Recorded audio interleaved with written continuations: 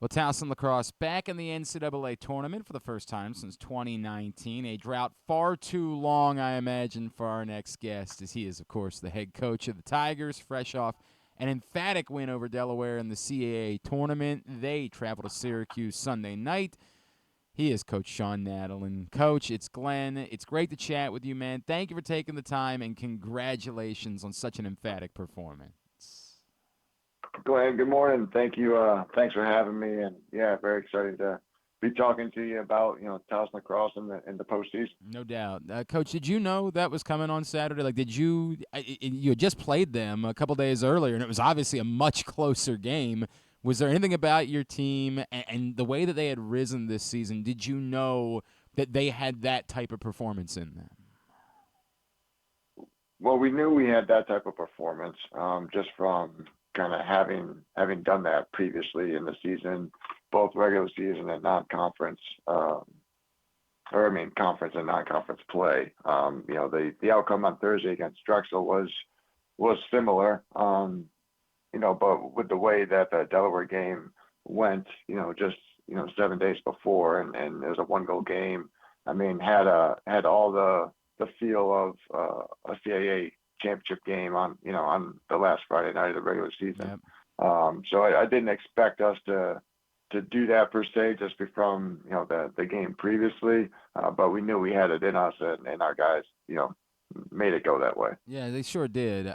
Coach, you mentioned like what you had seen during the course of the season, and I know that this team yet hasn't accomplished some of the same things that your other, really good teams have accomplished. But is it possible that this might be maybe one of the most balanced teams that you've had since you've been the head coach at Towson?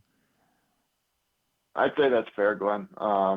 Just with our personnel all over the field, from returning quite a few experienced guys on the offensive end, Yeah.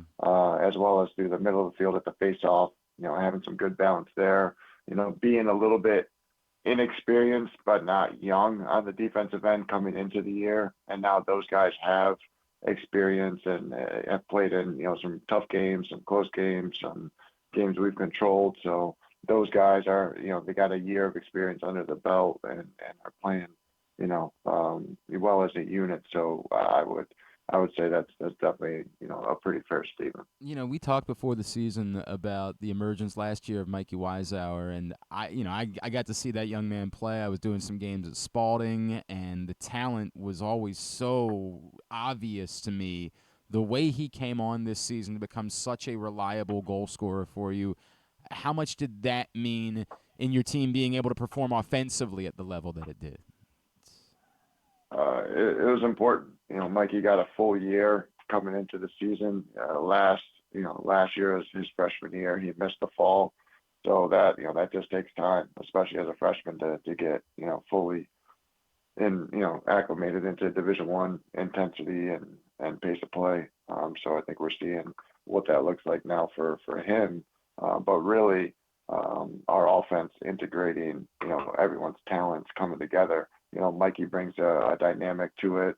His other line mates with Josh Weber and Yeah. Chuck Gallagher bring it, as well as an experienced attack group.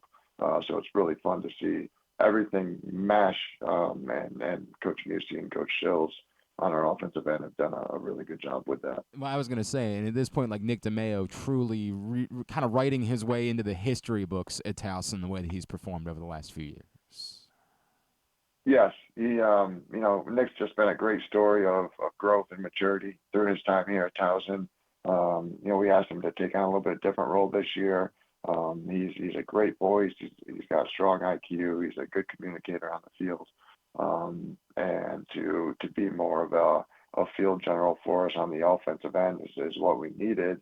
And it takes away a little bit maybe from what he did previously of really, trying to create his shots and trying to get, high volume shooting.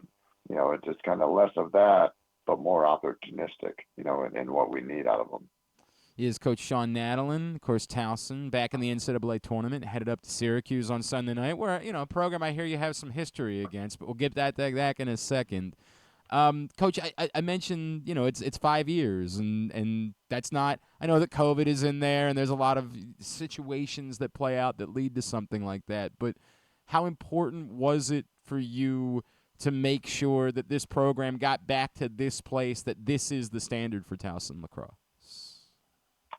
It is, that's something that this program has built, itself into, and we don't take that lightly, every year. And we we also understand how difficult that can be.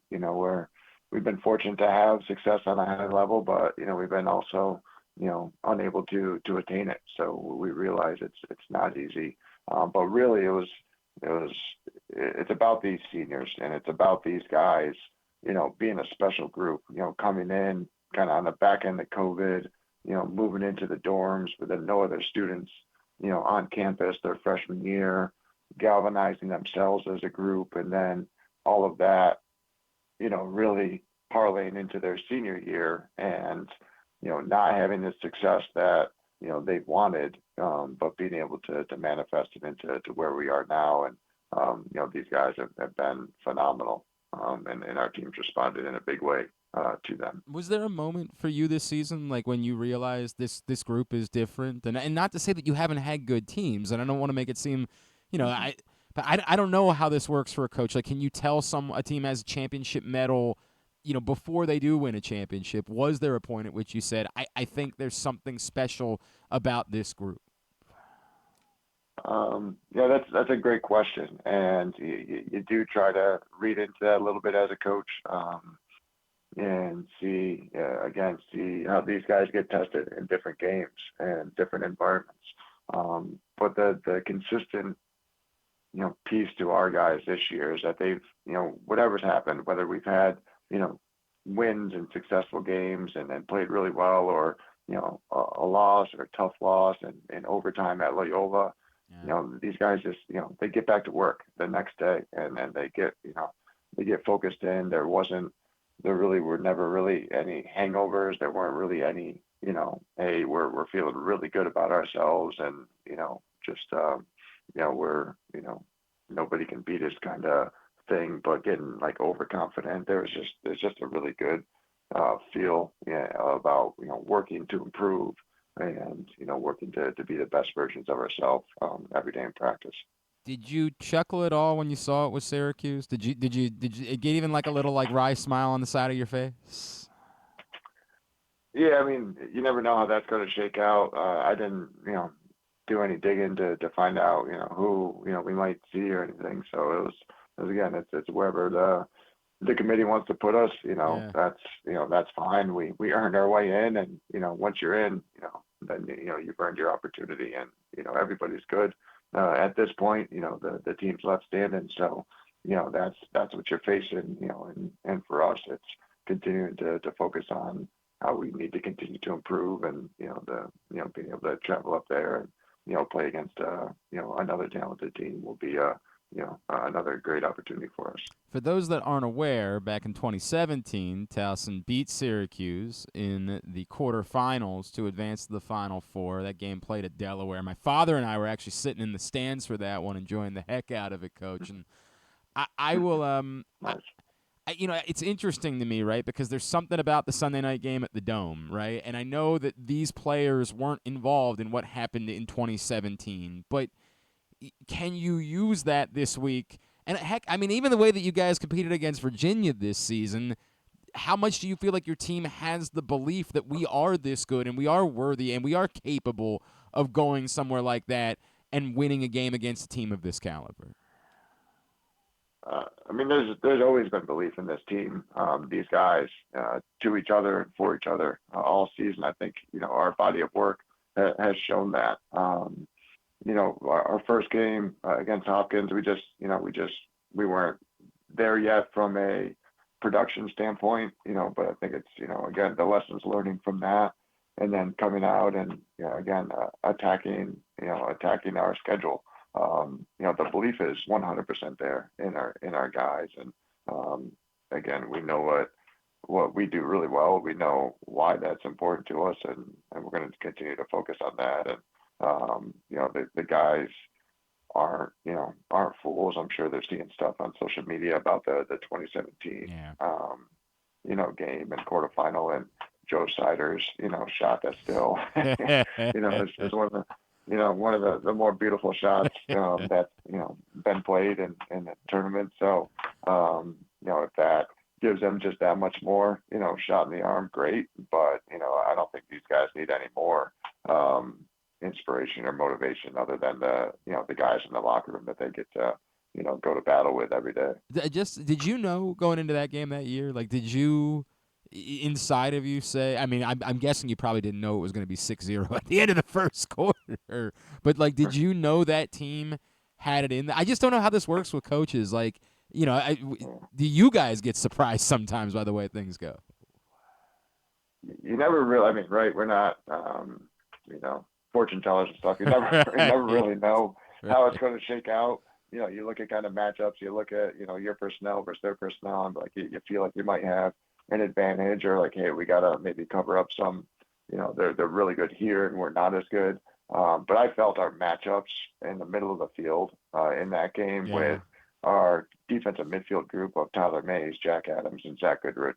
That was the best group in the country, that year. Sure. And their midfield was touted, but I felt like that was an area that we were going to have a little bit of an edge on, and not only from the talent but also the mentality of those guys, and that was a big piece to it. And then Matt Hoy was huge in the net for us that day when they tried to make a little bit of a run at the end, and the offense obviously did their job, but it was.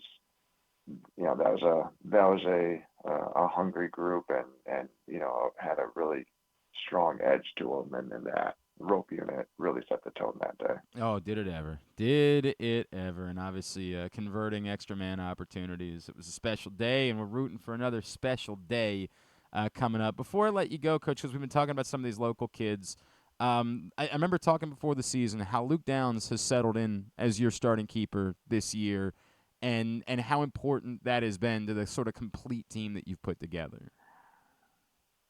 Yeah, I'm really proud of Luke, of his development over his years here, and maturity as well, similar to Nick DeMayo. And he's really been a steady force for us, as where we are this year, and has stepped up, in the state championship game with some key saves at moments. JP Ward had a nice, dunk opportunity, and Luke, makes a save on the doorstep, and that just pumps up your team that much more. So he's, I think, growing in confidence, growing in ability, and definitely been a big part of our success this year. Coach, so happy for you, and we can't wait. I'm hoping there's a lot more conversations for us to be having before the season is over. Best of luck. Now, Sunday night, obviously, the final game of the weekend up at Syracuse. Shawn Nadelen, always appreciate you, man. So happy for you, your program. Congratulations. We'll talk again soon, all right? Thanks so much, Glenn. Appreciate it.